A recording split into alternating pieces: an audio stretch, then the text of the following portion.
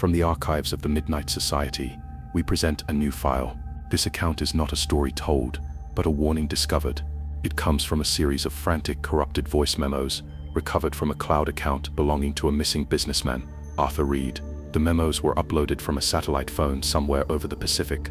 On the exact night an annual radar anomaly, designated 7 Omega 9, was scheduled to appear. For decades, this phantom flight was considered a harmless glitch. Mr. Reid's final testimony suggests it is anything but harmless. It suggests the flight is a vessel, a ghost ship in the sky, eternally repeating its final fatal journey, and it's looking for new passengers. The recording begins now. The red-eye from LAX to JFK was the final leg of a brutal 2-week business trip. My presentation in Tokyo had been a disaster. The client had been hostile, and all I wanted was to be home. The terminal was strangely empty, almost deserted, for a flight this late, and when I boarded, the feeling of emptiness followed me. The cabin was old, the air frigid and sterile with the scent of ozone. There were maybe a dozen other passengers scattered throughout the plane, all of them already asleep, their faces turned away, unnaturally still. The lead flight attendant greeted me at the door. Her name tag read, Alara. She was perfect, too perfect. Her smile was a flawless, painted-on thing, and her voice was a soothing, melodic chime that sounded more like a recording than a human. "Welcome aboard," she said, her smile never wavering. "We hope you have a restful flight." I just nodded, found my seat, and buckled in before the wheels were even up. I was asleep before we even reached cruising altitude. I just wanted it to be over. I had no idea that for this flight, it never would be. I woke up with a jolt, the kind that comes from a deep, dreamless sleep. My neck ached, and my mouth was dry. My first thought was that we were descending. My ears needed to pop. I checked my watch. The screen was dead. I pulled out my phone, also dead. That was impossible. I had charged it at the gate. A cold knot began to form in my stomach. I looked out the window, expecting to see the glittering grid of New York City. Instead, there was nothing. A profound, endless blackness that seemed to suck the light from the cabin. No stars, no moon, not even the familiar blink of the navigation lights on the wingtip. It was like we were suspended in a jar of ink. The low hum of the engines was the only sound, but it felt wrong. It was too steady, too monotonous, like a perfect looping sound file. There was no turbulence, no shudder of air pockets. The plane wasn't moving through the air.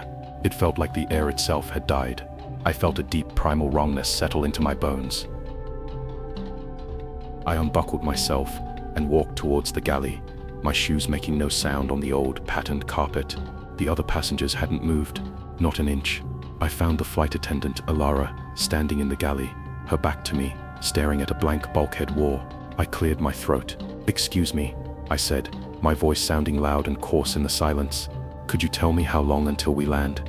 She turned, not like a person, but like a mannequin on a turntable. Her smile was exactly the same. Her vacant eyes were fixed on a point just over my shoulder. "We hope you have a restful flight," she chimed, in the exact same melodic tone as before. It wasn't an answer, it was a playback. "No," I said, my voice shaking slightly. "I asked what time we're landing. Are we delayed?" She tilted her head, a tiny bird-like motion that was deeply unsettling. "Welcome aboard," she replied, her smile unwavering. I felt a surge of pure, primal fear. She wasn't ignoring me. She was a recording. She was part of the plane. I backed away from her, my mind screaming. I stumbled back down the aisle, and this time, I forced myself to really look at the other passengers. They were all in states of perfect repose. A woman with a book open on her lap, an elderly couple holding hands, a young man with headphones. But they were too still, far too still.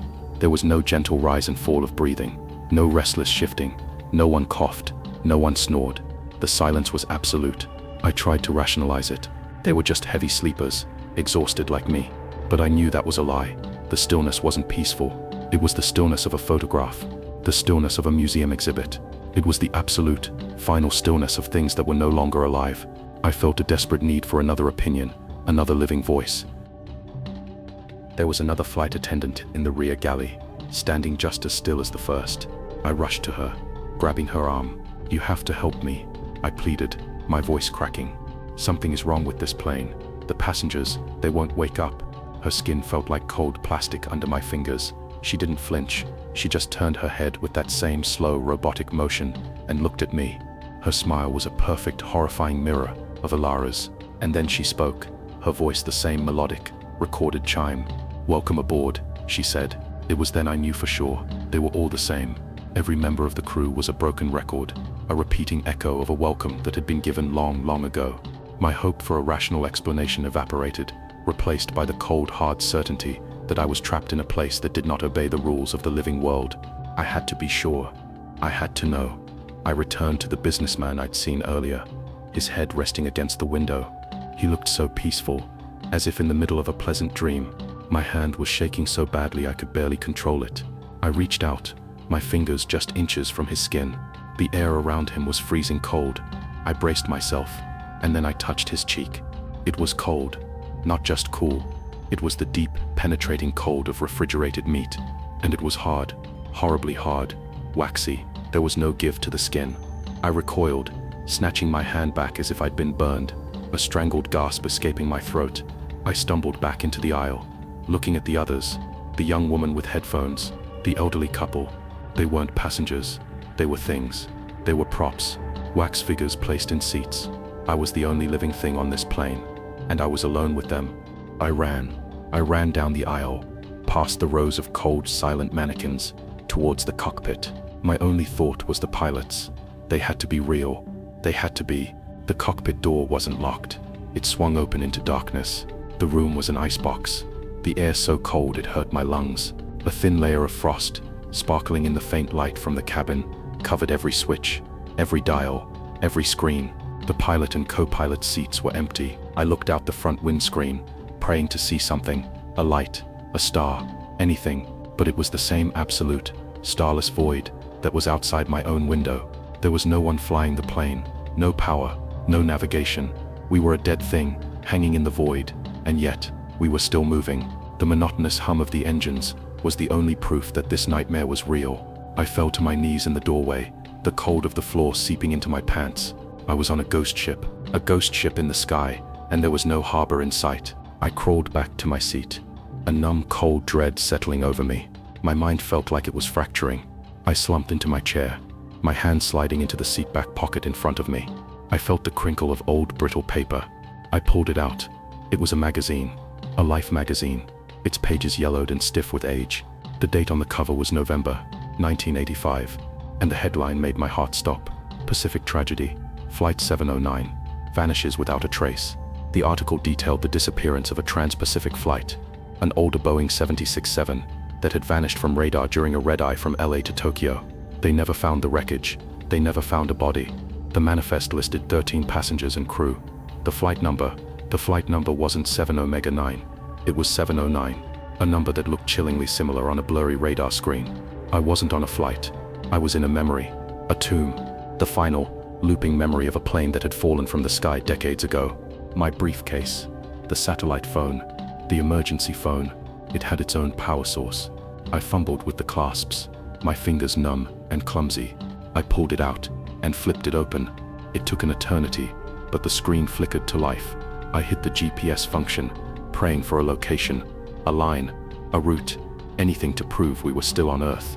The map loaded, a vast, empty blue expanse. And in the middle, our position was marked, not by a neat, clean dot, but by a fizzing, ugly storm of static, a corrupted file on the map of the world. We weren't just off course. We weren't on the map at all.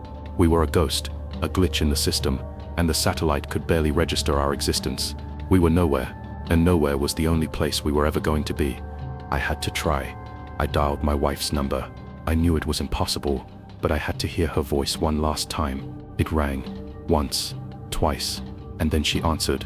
"Hello." My heart leaped. "Sarah," I cried, my voice breaking. "Sarah, thank God." But she didn't respond. Instead, her voice came again, a perfect looping recording of the last thing she ever said to me at the airport.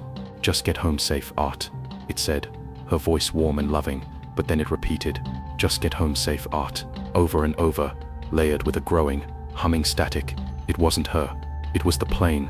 The ghost in this machine had stolen her voice, stolen my last memory of her, and was turning it into another one of its dead, soulless recordings. It was mocking me. It was showing me that everything I loved was now just another part of its horrible, endless flight. I threw the phone down the aisle. I couldn't bear to listen to that stolen, looping memory. I slumped against the window, defeated, staring back out into that endless starless night. But it wasn't empty anymore. Faintly at first, then with horrifying clarity, faces began to form in the darkness. Pale, translucent, waterlogged faces of men, women, and even children. Their eyes were wide, their mouths were open in silent, eternal screams. They pressed against the window, their features distorting against the glass, drawn to the life inside. These were the others, the souls that had been on this flight when it went down, trapped in the abyss, forever bound to this flying coffin. They weren't trying to get in, they were just watching me, welcoming me, the newest member of their drowned silent chorus. I finally understood. The flight didn't just need passengers to fill the seats. It needed a crew to share the burden of its memory. I heard a soft click from the front of the cabin. I tore my eyes away from the horrible display outside my window. It was her, Alara. She had stepped out of the galley and was standing at the head of the aisle. For the first time, she was moving with purpose. She took one slow, deliberate step, then another, her shoes making no sound on the carpet. She was walking towards me. Her fixed, vacant smile seemed to widen, no longer a welcoming gesture, but a predatory baring of teeth. Her hands were clasped neatly in front of her, but her posture was that of an undertaker measuring a client for a casket. The other passengers, the wax figures, remained still, but she was coming for me. She knew I had seen the truth. She knew I understood the rules. The flight was ending its cycle, and it was time for a new crew member to take their post. And she was coming to collect me, to offer me a uniform of my own. And then, the humming stopped. For the first time, the perfect, monotonous drone of the engines died, replaced by a high-pitched metallic scream of tearing metal. The plane lurched, a violent, sickening drop that sent me crashing against the ceiling. The lights flickered and died, and the fastened seatbelt sign above my head glowed a hellish red in the strobing darkness. I could hear it now. The wind, a sound I hadn't heard for hours. The sound of a catastrophic failure. This was it, the final descent. The memory was reaching its end, and it was taking me with it. Alara was thrown against the side of the cabin, her perfect form finally disrupted, but her smile, impossibly, remained fixed. The faces outside my window were gone, replaced by the horrifying sight of a black, churning ocean rushing up to meet us. I fumbled for the sat phone. The screen flickered to life, just for a second. There was a signal, a satellite signal. I don't know who will get this. I don't know if it even matters. But my name is Arthur Reid. I am on flight 709. It's not a ghost. It's a trap. It's a cage. And it needs a new keeper. I'm not falling into the ocean. I'm falling into a memory. Don't look for me. Don't. The sound of screaming metal, rushing wind, and then an abrupt final cut to static. Arthur Reid's final voice memo was uploaded at 4:13 a.m. Pacific Standard Time. 1 minute later, the phantom radar blip known as 7 Omega 9 vanished from all military screens, precisely on schedule. It is theorized by our analysts that the flight is a conscious echo, a vessel caught in its final moments. It is also theorized that, on its yearly journey, should a living soul board it, a trade must be made. A new passenger is required to take the place of one of the original souls, who has, after decades of repeating the fall, finally found peace and been allowed to fade. Arthur Reid was not the victim of a new tragedy. He was simply the replacement. The archives of the Midnight Society are now closed.